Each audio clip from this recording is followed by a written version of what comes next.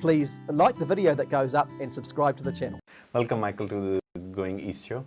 Oh, thank you very much, Asim. Real pleasure to be here with you today. And I appreciate your time today. Not a problem. As you know, that the format of the show is that we have divided into 3 sections. So let's start from the beginning. Are you an Auckland boy? I certainly am. I've just celebrated my 40th birthday right in the middle of lockdown, actually. So it was a bit quieter than I hoped it to be. And I've lived my whole 40 years in Auckland. I was born here at National Women's Hospital, which is where the Green Lane Hospital now is. Raised in Pakuranga, so I grew up there. My mum and dad are still there in the same house that I grew up in.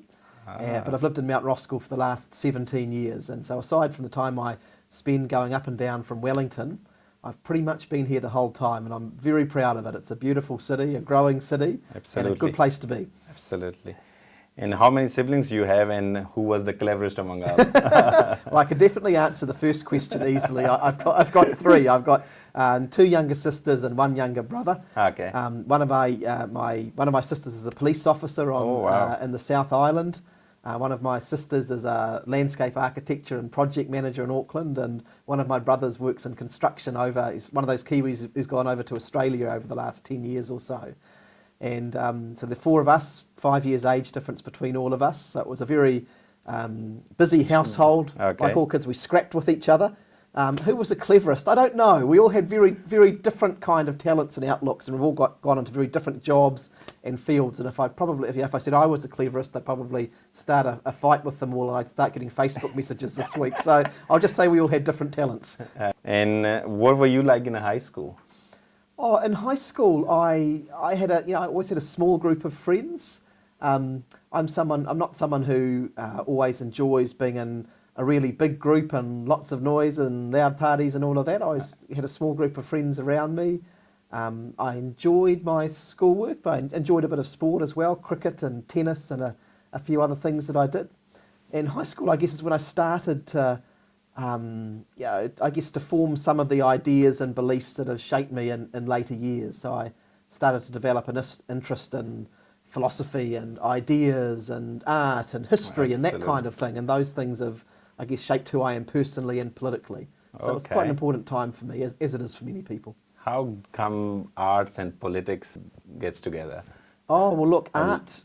So I studied art history. It was my favourite topic, actually, at secondary school. And it just opened my mind to human history and ideas, because art it's always relevant to the society that it's in. So it often reflects what's going on in a society in terms of the historical events, the thinking, the issues, the conflicts, and it sometimes challenges what's happening in a society. So art is always kind of at the heart of what is happening politically, I find. I like that. Yeah, so the first painting artist that we studied in art history in the 6th form, which is year 12 now, was a guy called Jacques-Louis David, and he was the painter who basically chronicled the whole French Revolution period. He was Napoleon's painter in a way, and so you could learn about the history of that period through the art of this man, and that's the same in many other cases. How was your teenagehood? Share some memories with us. Oh, well, I won't share all of my teenage memories with you, because some of them... Well, that's the most exciting time in your life, isn't it? They probably wouldn't be appropriate to share. But look, like for everyone, those years were a time of development and growth and problems. There were girls that I fell in love with and mooned over, and they didn't love me back, and that was terrible, and all of that stuff that I think... Tell me about that, man. I would like to know. I think all of us know how that goes at least one stage in our lives. But so growing up in Pakuranga, I had a small but tight group of friends, and we were very close with each other. We were living in a suburb sort of on the edge of Auckland, so we were always trying to explore new parts of town. That was sort of the period where I started to get out around Auckland and find out about other communities as well. Yep. The Auckland that I was born into, I was born in 1980 and started going to school in 1985. It was a very different Auckland from the Auckland we have today. The school I went to was all Pākehā kids like me, and there were 2 Māori kids. And I remember in Standard 2, which is year 4, the first 2 Chinese kids started. Okay. And it was not a very diverse community. Yeah. And so that period of my teenage years was a period in which Auckland in the 1990s was starting to become a more interesting and diverse place. And that's probably one of my main memories, is making friends across different communities and seeing the city grow up around me at that time.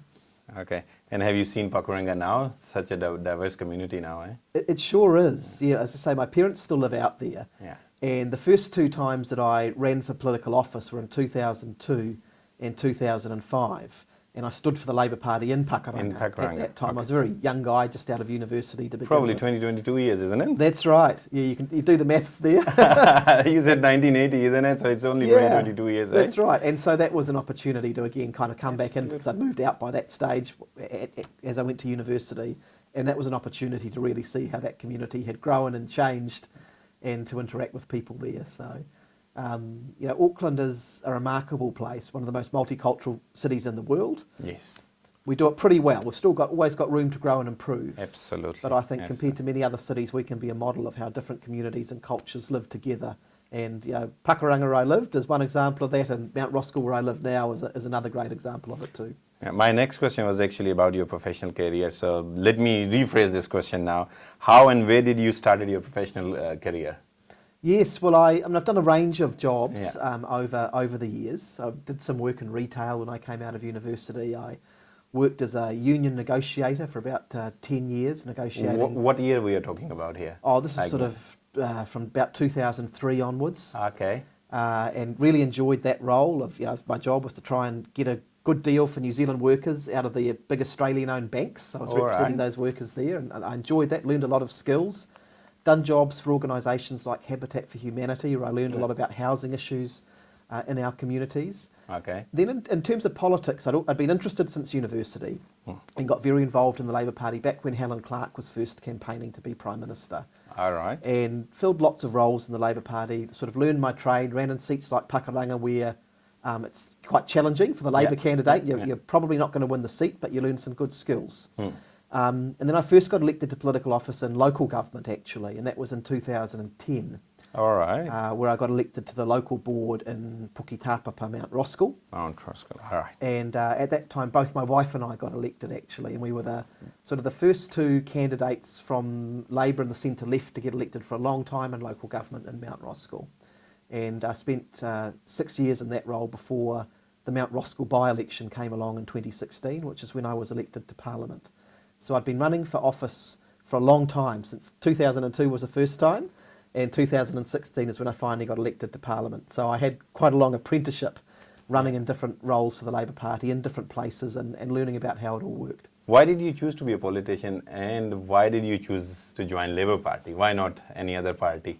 Well, I've always been interested since I was really young in politics and this idea and question about how you change things, because we all carry around in our heads ideas about things that we think aren't right or could be done better. And so the question in a democratic society is, well, how do you change those things? And ultimately it's through politics. So I've got a really deep belief that politics is actually a good thing. And it often gets a bad name. People see politicians saying and doing dumb things. That happens sometimes. And sometimes making bad decisions. That's all totally true. But ultimately, all of the good things that we have in our society have happened because people have engaged in politics and changed them. We have a free public health system and a free public education system in New Zealand because the first Labour government created those things. Okay. We have, a democracy. We were the first country in the world to allow women to vote. Because people engaged in our democracy. Yes. We have human rights legislation, which gives all citizens rights to practice their religion and their faith and their cultural beliefs, because we have those things enshrined in law because of our political system. And I could go on and on and on with these kinds of things. Politics can change things for the good. So I believe in that really, really strongly. And then in terms of the Labour Party, I came from a family that wasn't, my parents anyway, weren't really particularly political, and certainly not Labour. So anybody from your family before you? Well, if I go back a couple of generations, most of my grandparents were pretty strong Labour people, and my great-grandfather, who died before I was born, was involved in the formation of the Labour Party at its very beginning back in 1916 in Thames, which was a mining town. But I came to the Labour Party because it was a set of beliefs and values within me. So I didn't start out being a Labour person. I started out with a set of values and beliefs. And then as I thought about politics, those things came together in the Labour Party for me. And so for me, my deepest kind of beliefs come out of my own faith. So I'm a practicing Christian, I'm an Anglican. Yeah. And I've got some really strong beliefs about the dignity of every single person. Every person is created and special and should be treated with respect. I believe that we're created to live together in communities, not just to look after our own interests and just our families. We're meant to live together and support one another. And I think that the creation, the earth that we live on, is a very special thing. It's a gift, and we've got a responsibility to look after it and not just exploit it. And so those are the sort of core values that I believe in. And for me, the Labour Party best matches those values. So Labour is obviously a leftist party. And what does leftism means to you? Yeah, well, it goes back to those things, I suppose. Probably the core thing that it means is that we believe that we're better off together, that we don't leave people behind. It's not just every person for themselves. Yep. So in New Zealand, particularly in the 1980s and 90s, we had a philosophy that started actually, funnily enough, with the fourth Labour government and carried on through the national government of that period, which was all about the individual. And just the individual being able to do well, reducing the role of the state. And if some people did really well and other people got left behind, well, that's okay. And I don't believe that. I believe that when you do that, you create a divided society, and that's actually bad for everyone. So we've got to have a society that looks after everyone, including the weak and the vulnerable, that supports people. Yeah. Because I think that inside every person, there are talents and abilities, and if we support them well, we can help people to flourish. And that's not just good for that person. When we support people to do well in their own lives, that has an impact on the whole rest of the community as well. So it's that, if you ask me about centre-left beliefs, that fundamental beliefs that we're all in this together, and that government has a positive role to play in that. So I don't believe that government should run and own everything, but I do believe that government has a positive role to play in that, whereas people on the right tend to say, make government as small as possible. I say, actually, let's get it to the right place where it can support people and communities to live good lives. And does it mean like grow together, grow the communities together for you as well? Absolutely, that's what it means. And so that kind of comes down to really basic things. So if you think over the last 10, 15 years, we've had this real problem with housing in New Zealand. Yes. And in my view, a lot of that has been because over that period of time, the government took its hands off and said, we've got no role, leave it to the market. And that's where the housing crisis came from. And that's not just a technical problem. That has real impacts on people's lives. It means we have kids growing up in situations of homelessness, in itinerant housing, moving from school to school, not learning properly. And that has a huge flow-on effect to the rest of society. So that's a good example. If government plays a more proactive role in ensuring that people have access to decent housing, we'll actually fix a lot of the other problems that we face in our society, and everyone will do better. Agree. What does the word success means to you? Success for me means being happy, and it means reaching your potential in life. As I said before, we've all got what I believe to be God-given abilities and talents, and every person's got them, and they're different in every person. And so I think success for you, success for me, success to someone who's watching might well be different. But it's the ability to, there's a word in political philosophy, it's called self-actualise, and it means to realise what you can most fully be as a human being. And one of the things we see sometimes when societies don't work well, if you take people who are very, very poor, for example, that have been left behind, they just have to struggle day by day to think about, how am I going to put food on the table? How am I going to pay the bills? Will I have a roof over my head? And so if you're constantly worried and stressed about those things, you can't reach your fullest potential. You can't realise the talents that you have within yourself. So that for me is success, and I want that for me, I want it for my family, and I want it for everyone. Keeping politics aside, how do you think Michael Wood is helping to achieve people's potential? Well, I try and do that in a number of different ways, and it's a little hard to keep politics entirely out of my life because it's so much of what I do, but I can in one sense, I'll keep the party politics in part out of this answer. Part of my job is to be a local member of Parliament, and that job is, you go down to Parliament and you represent your party and all of that stuff, But a big part of being a local member of parliament is simply about serving and supporting people in your community. And so, every day I have people from all walks of life, probably some of whom vote for me and some of whom don't, who I have the opportunity to serve and support. And it might be their needs around housing, it might be their needs around income support, it might be a crime problem that's happening in their community. Sometimes I just have people coming into my office and they've just had really bad times in their lives.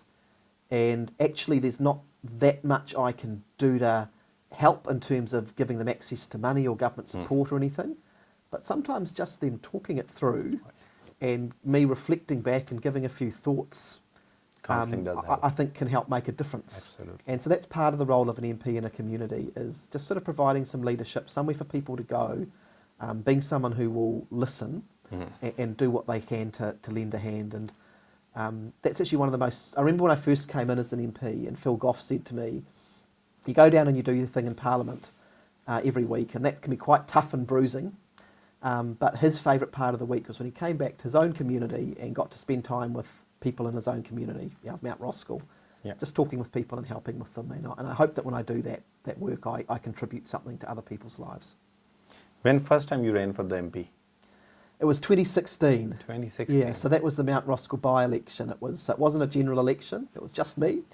It was when Phil Goff became the mayor in Auckland and he left the seat of Mount Roskill, and we had a by-election to decide that. And that, of course, was back when Labour was in opposition. John Key was still the Prime Minister, and there was quite a lot of pressure because Labour at that time was doing pretty badly in the polls. And even though Labour had held that seat for about 30 years, there was some feeling maybe we could lose it in that by-election. And so we had a lot of media there every day. It was a very high-profile by-election, but we did well, and I got elected in that one. And then the following day, actually, John Key resigned, and the following year, Jacinda Ardern came in, and we had the election, and we were in government. So it was a really exciting time to be first elected. But Mount Roskill's very much my home. It's a place I love. My kids go to school there, and so I'm just exceptionally proud to be able to serve it in Parliament. Do you think Jacinda is the best leader in the whole world at this moment? Of course I do. And I suppose you could say, of course he'd say that. He's a Labour MP. But look, I just think but I also believe it. I just think her leadership has been so exceptional. And the thing about Jacinda, I can say this to you and I can say this to everyone. I've known Jacinda for, about 18 years. Okay. We were first in the youth wing of the Labour Party together. In the early 2000s, and that's when we first met. I remember it clear as daylight.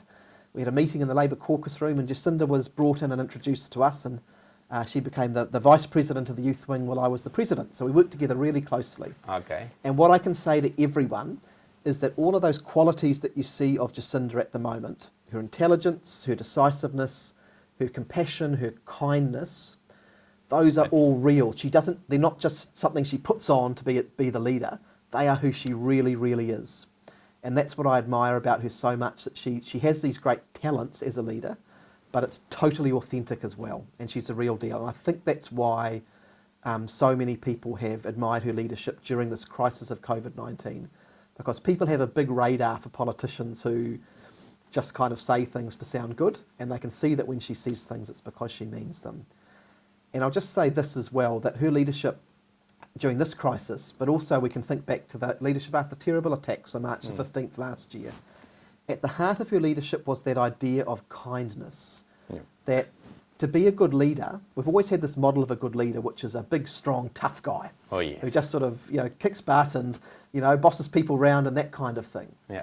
And she has shown that effective and strong and good leadership can actually be about kindness as well. And I think that has been why so many people around the world have taken note of her leadership, because it's been something new and different. And because it's worked, she's led us through these crises and had really good results as a result of, because she's brought people along the journey with her. I must admit that she has changed the course of history, how she actually lead through us the most difficult times. And I was actually involved, I was being a Muslim involved in there, and I know how. And absolutely brilliant. Look, I've got a memory of last year after March the 15th, which I think I will carry with me until my last day on this earth. And it was the day after March the 15th. And I mean, you remember what just a terrible and a shocking time it was, and everyone was confused. And the Prime Minister led a delegation of MPs down to Christchurch the following day. We went down on the military flight and we landed in Christchurch, and it was just awful, of course. And we had a series of trips to go and visit the emergency services and the police and other community leaders. And then we heard during the middle of the day that all of the families of the victims and the people at the mosques were gathered together at a local school hall. And this was not on the program. And you have to understand that the Prime Minister's schedule, every 5 minutes is accounted for on her schedule. And the Prime Minister in the middle of the day said, I don't care, we're going to go and see those people. And she had people say, no, don't go, they're very upset, it could be an ugly or difficult scene. And she said, no, I will go, that's my job. And she walked into that hall, and there were maybe 500 people there. And these were the families, and on this day, remember, they still didn't know who had died and who had survived. And so all the families were there, and they were crying, they were terrified, they were confused, they were angry. Absolutely. And she walked into the middle of the hall and she just spoke to them, and she showed them that as the leader of our country, she said to them, look, I can't fix this all for you. I can't give you exactly the answer you want now, but I will be here for you and I stand with you. And she gave those families real comfort and support at the most difficult time in their lives. And I just remember standing there near to her thinking, wow, what a leader. I'm so proud of this, and this is what our country needs. She definitely stood there for us, absolutely right. COVID-19, difficult times, lockdown. How and where did you get the strategy for COVID-19 to put everybody behind the doors and save everybody's life? Well, one of the things about COVID we have to remember is just how quickly everything was moving. There's a great graph on the internet which shows that in February around the world there were hardly any casualties. We were starting to hear about it. And then suddenly in March you started to see around the world very high numbers of cases and deaths starting to emerge. And so this new information was coming through every day. So the government had to make extremely quick decisions in response to this new information. And I think that's part of the art of leadership, whether it's in business or community or politics, is how do you make good decisions when in a fast-changing situation. And so the Prime Minister personally led this process. And what she did before the decision to go into lockdown was she said that as a government and as a country, we need a clear framework. So she, with the whole of government, established that alert level framework of the 4 alert levels. And she said, these are the factors that will lead us into going into each alert level. So it wasn't just sort of making ad hoc decisions, it was about having a clear framework. And 2 other things are really important about it. Number 1, it was based on evidence.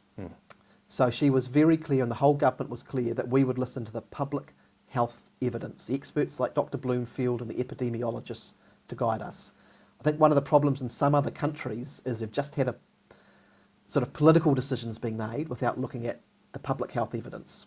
So that was a big driver, and the public health experts said to us that if there was evidence of community transmission, that would be the time to go into a hard lockdown.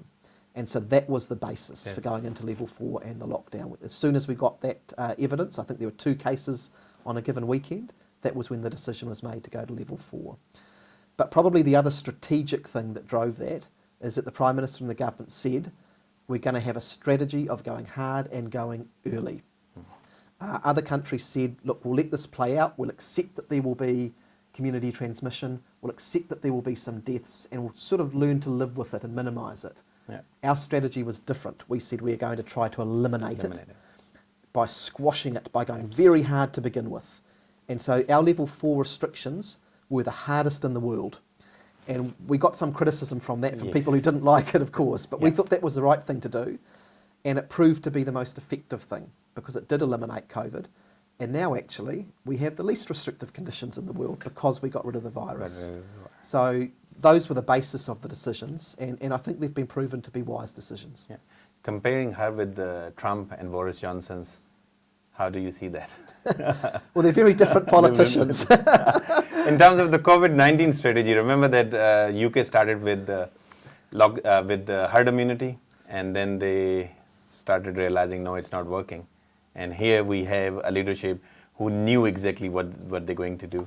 Well, that's correct, yeah, and that herd immunity strategy, which they followed in the UK, they are still following in Sweden to some degree, and some other countries, it's worth saying this. It's about basically saying we accept that this virus will come through and kill people. We'll let that run for long enough until everyone's basically got the disease and become immune to it. And I remember Jacinda standing up in about mid-March and just saying, as a Prime Minister, I will not accept that we sacrifice New Zealanders for this virus, because that would have been the consequence. And you can make quite a good comparison to countries perhaps a bit similar to us. So a country like Ireland, about the same population, an island state, and they've had about 1,800 deaths as a result of this compared to our 22. And that's the difference between letting the virus get in and dealing with it versus the elimination strategy that we followed.